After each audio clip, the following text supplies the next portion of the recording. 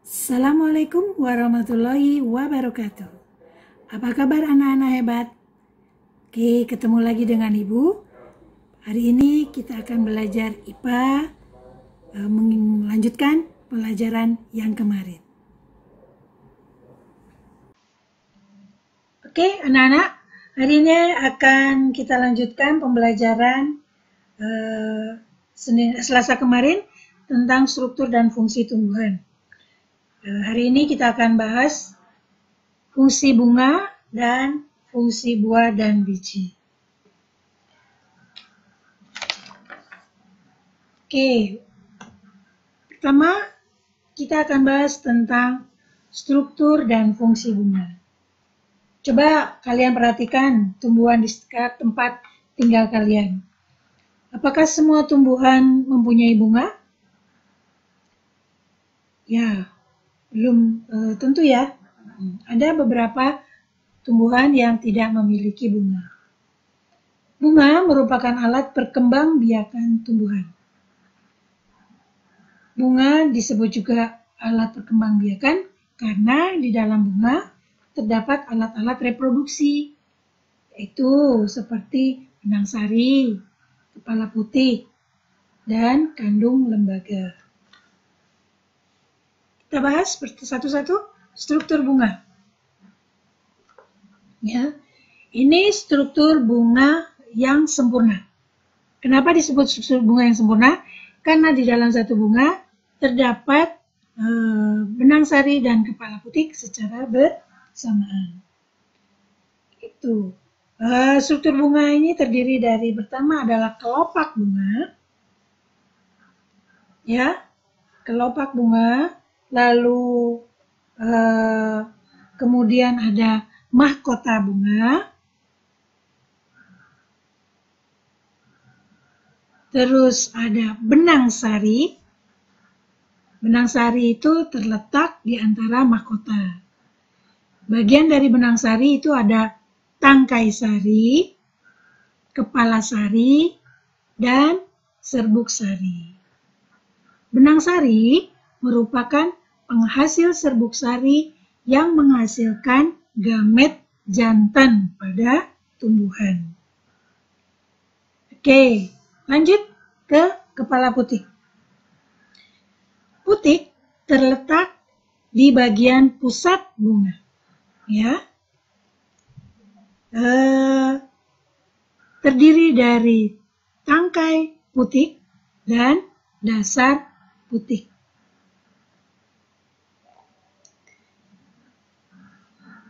Lembaran penyusun putik disebut karpel. Jumlah karpel bisa 1 atau lebih. Setiap karpel memiliki ovarium yang di dalamnya terdapat sel telur atau biasa kita kenal dengan bakal biji. Nah, itu dia. Berarti kalau tadi tangkai sari sebagai gamet jantan, maka kepala putik sebagai gamet betinanya. Setiap bunga memiliki organ reproduksi yang lengkap. Jadi, tidak setiap bunga memiliki organ reproduksi yang lengkap. Jadi, kalau bunga yang memiliki organ reproduksi yang lengkap dinamakan bunga sempurna. Sementara yang tidak lengkap disebut bunga tidak sempurna. Bunga yang tidak memiliki salah satu atau disebut juga bunga tidak sempurna itu biasanya melakukan perkawinan secara silang, ya, dengan bunga lainnya.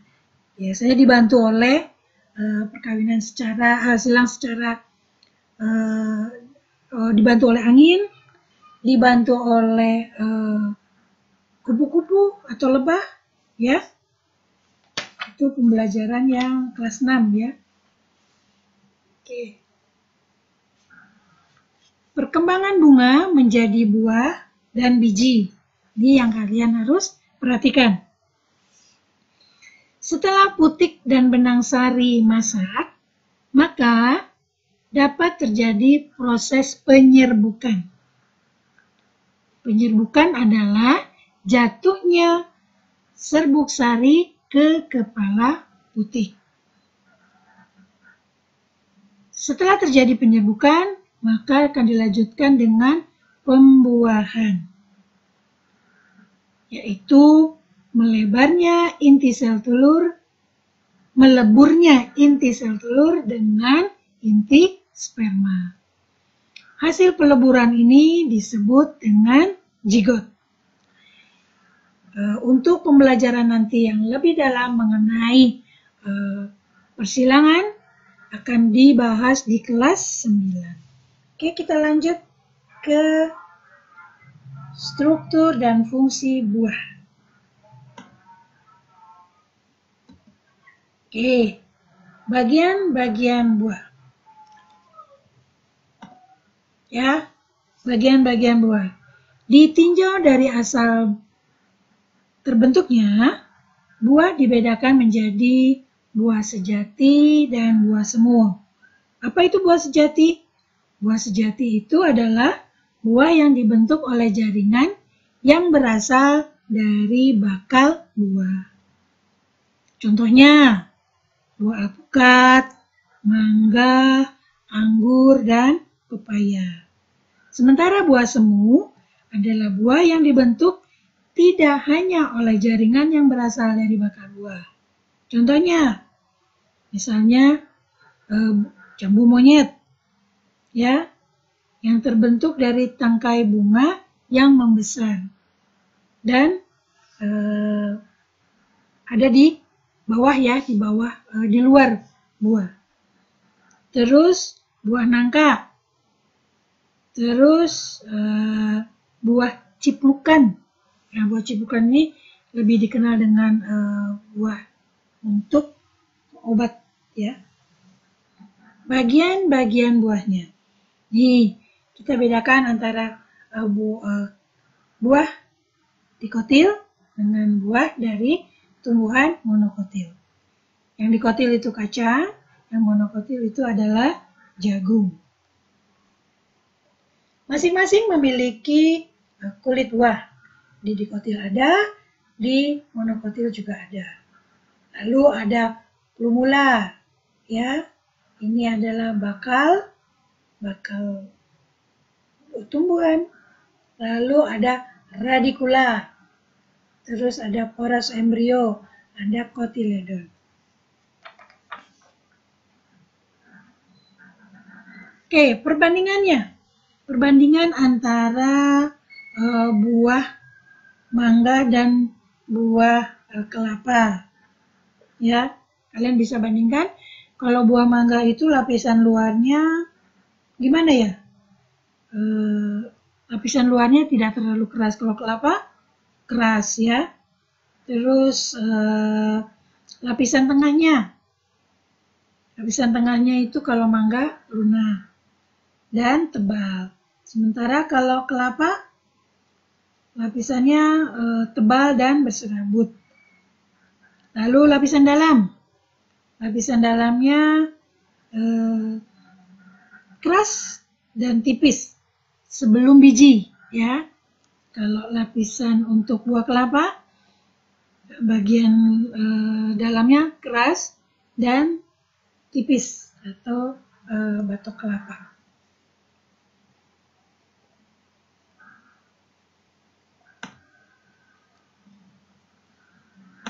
Sekarang kita akan bahas teknologi yang terinspirasi dari struktur jaringan tumbuhan. Kalian pernah mempelajari struktur dan fungsi jaringan tumbuhan, ya kan? Bahwa struktur organ dan jaringan tumbuhan tersebut menginspirasi manusia untuk mengembangkan teknologi yang bermanfaat bagi banyak orang. Apa saja teknologi yang dimanfaatkan berdasarkan prinsip jaringan tumbuhan tersebut? Ya, pertama, nah ini dia, alat pemurnian air. alat pemurnian air ini terinspirasi dari tumbuhan air eceng gondok, di mana akar-akar eceng gondok mampu menyerap partikel-partikel yang terlarut di dalam air, sehingga air di sekitar tanaman eceng gondok menjadi bersih. Nah, ini diterapkan oleh manusia pada sistem alat pemurnian air, ya, terinspirasi dari tanaman eceng gondok. Yang kedua, sensor cahaya, yaitu lampu yang secara otomatis menyala jika keadaan menjadi gelap. Terinspirasinya dari mana? Dari tumbuhan kaktus, di mana stomata kaktus akan membuka pada malam hari dan akan tertutup pada siang hari. Kenapa? Untuk mengurangi penguapan.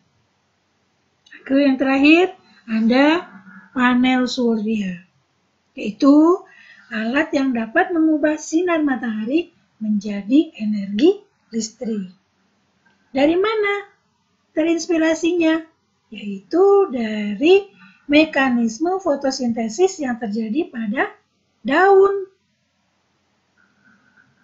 Pada saat proses fotosintesis, klorofil daun akan menyerap energi cahaya matahari atau cahaya lampu, kemudian diubah menjadi energi kimia.